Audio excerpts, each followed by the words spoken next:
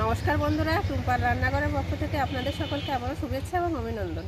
বন্ধুরা, আগের ভিডিওতে বলেছিলাম যে একটা ছোট লাউ আছে, ওই লাউটা দিয়ে দুধ লাউ বা ফিরনি করে দেখাবো। তো বন্ধুরা, এখন আমি লাউটা কাটতে এসেছি, লাউটা কেটে নেব। দেখেন, এই লাউ কিন্তু বড় হয়ে গেছে আর এই ডালটা ঝুলে কত নিচে চলে গেছে।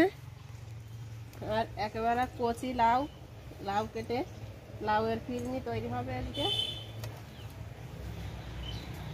দেখেন, কচি লাউ। বন্ধুরা, তো আমি এই যে চিনিকানাই যে চাল পোলো আসছে, চালটা এই চাল আমি হাফ বাটির মতো ভিজিয়ে রাখবো।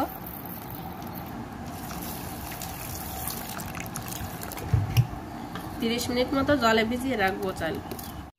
বন্ধুরা, এই চাল কটা 30 মিনিট ভিজিয়ে রাখার পরে আমি আর 10 মিনিট মতো জল ঝরিয়ে নিয়েছি। এখন এই থালাতে ঢেলে দিয়ে আমি একটু রোদে শুকাতে দেব।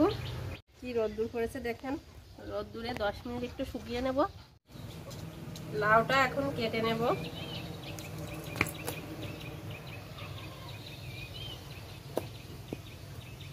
কচি লাউ একেবারে, দেখেন গার এই যে গুঁড়োটা সাদা আছে। লাউ খোসা খুব ভালোভাবে ছাড়িয়ে নেব।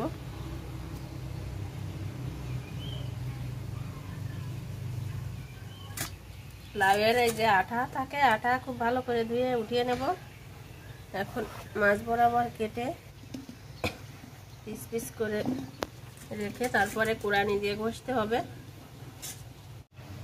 বন্ধুরা, বুকের এই অংশটাও কেটে আমি বাদ দিয়ে দিচ্ছি।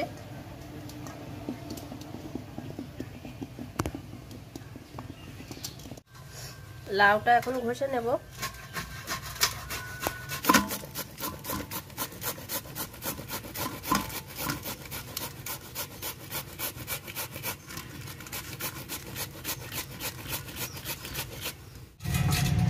সব লাউ এই যে দেখেন, এই কুড়ানি দিয়ে কুড়িয়ে নিয়েছি। আর এই লাউয়ের এই যে রস আছে, এই যে অনেকটাই জল বের হয়ে যাচ্ছে, এই জল চেপে চেপে আমি উঠিয়ে নেব।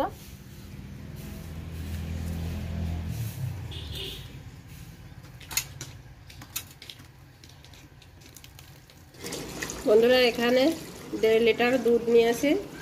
এই দুধ আমি জাল করে ঘন করে নেব। আর একটুখানি দুধ আমি রেখে দিয়েছি, কেশর ভিজিয়ে নেব।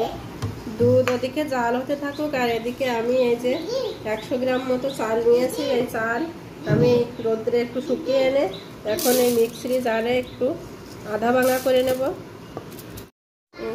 চালগুলো এই দেখেন গুঁড়া করে নিয়েছি, ফুল গুঁড়া না কিন্তু আধা ভাঙা মতো।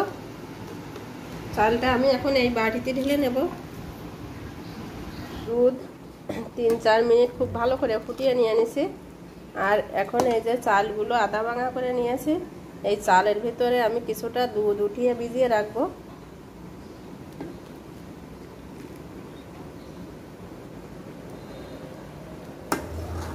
দুধটা আমি আরো একটু ফুটিয়ে নেব।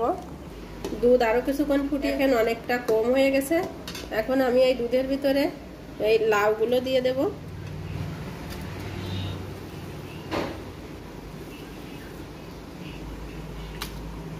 দুই 3 মিনিট আর একটু ফুটিয়ে নেব। লাউ দিয়ে আরো 2 মিনিট ফুটিয়ে নিয়ে নিয়েছি। এখন দিয়ে দেব স্বাদ মতো লবণ। এবার দিয়ে দেব চাউলের এই ব্যাটারটা।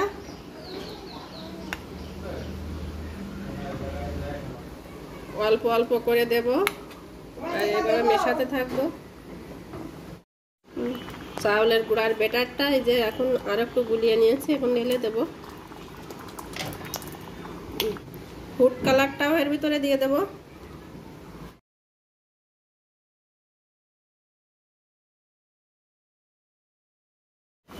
সবকিছু ভালোভাবে সেদ্ধ হয়ে গেছে। এখন 250 গ্রাম চিনি দিয়ে দেবো এর ভিতরে।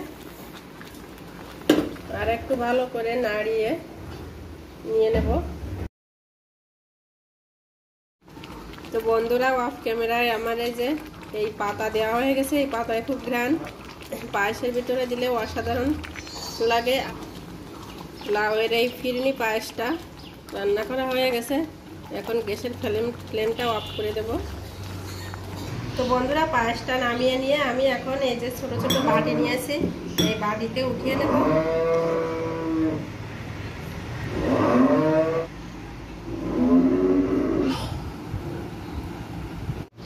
বন্ধুরা এই যে সবগুলো বাটিতে তুলে নিয়েছি, 4টে বাটিতে আমি উঠিয়ে নিয়েছি।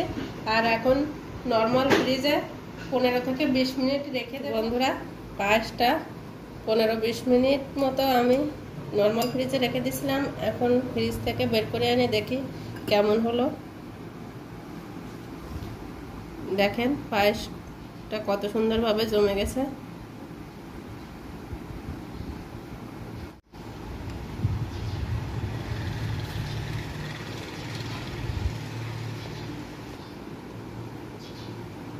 লাউ দিয়ে আর এই চিনিকানায় চালের গোড়া দিয়ে এই যে ফিরনি লাউয়ের যে পায়েসটা তৈরি করলাম।